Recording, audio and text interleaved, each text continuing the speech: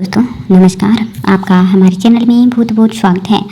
आज हम जानेंगे निर्जला एकादशी के दिन कुछ विशेष नियमों के बारे में कि किस प्रकार हम निर्जला एकादशी के दिन कुछ नियमों का ख्याल रख करके भगवान विष्णु को प्रसन्न किया जा सकता है, साथ ही व्रत का है वो सर्वोत्तम फल प्राप्त कर सकते हैं।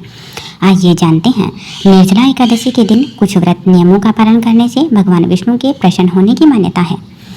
निर्जला एकादशी व्रत का हिंदू धर्म में विशेष महत्व है। यह व्रत ज्येष्ठ माह के शुक्ल पक्ष की एकादशी को रखा जाता है। जैसा कि नाम से ही स्पष्ट है, निर्जला एकादशी व्रत निर्जला यानी बिना अन्न व जल ग्रहण किए रखा जाता है, इसलिए निर्जला एकादशी सबसे कठिन एकादशी मानी जाती है। मान्यता है कि निर्जला एकादशी के दिन कुछ नियमों का पालन करने से भगवान विष्णु प्रसन्न होते हैं और व्रत का संपूर्ण फल हमें देखने को मिलता है। इस व्रत में ब्रह्मचर्य का पालन करना चाहिए और शारीरिक इच्छाओं पर विशेष रूप से कंट्रोल रखना चाहिए।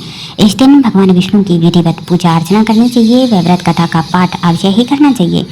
एकादशी व्रत करने के बाद अगले दिन व्रत पारण के समय ही पानी पीना चाहिए। निर्जला एकादशी के दिन तुलसी के पौधे को जल नहीं अर्पित करना चाहिए, क्योंकि इस दिन तुलसी माता भी व्रत करती है। निर्जला एकादशी के दिन गंगा स्नान का विशेष महत्व है। इस दिन दान पुण्य भी लाभकारी माना गया है। निर्जला एकादशी के दिन आपको पलंग पर भी नहीं सोना चाहिए, भूमि पर ही आराम या शयन करना चाहिए। व्रत में दिन में सोने की मनाही होती है, तो आप दिन में ना सोएं। व्रत के दौरान क्रोध और लोभ जैसे नकारात्मक विचारों से दूर रहना चाहिए। इस दिन जीव जंतु को हानि नहीं पहुंचानी चाहिए और न ही बाल कटवाने चाहिए और न ही नाखून काटने चाहिए। निर्जला एकादशी के दिन किसी भी प्रकार के वाद विवाद से दूर रहना चाहिए, ताकि आपके मुख से कोई भी वाणी का है वो अशुभ प्रयोग न हो। इस दिन चावल का सेवन नहीं करना चाहिए। हिंदू धर्म की मान्यताओं के अनुसार चावल खाने वाला व्यक्ति अगले जन्म में कीड़े मकोड़े के रूप में जन्म लेता है।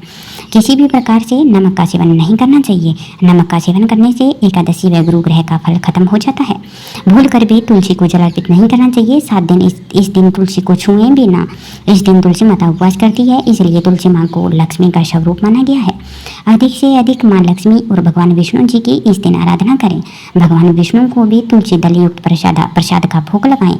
भगवान विष्णु की आरती करें और इस दिन गरीब और जरूरतमंद लोगों की मदद अवश्य ही करनी चाहिए।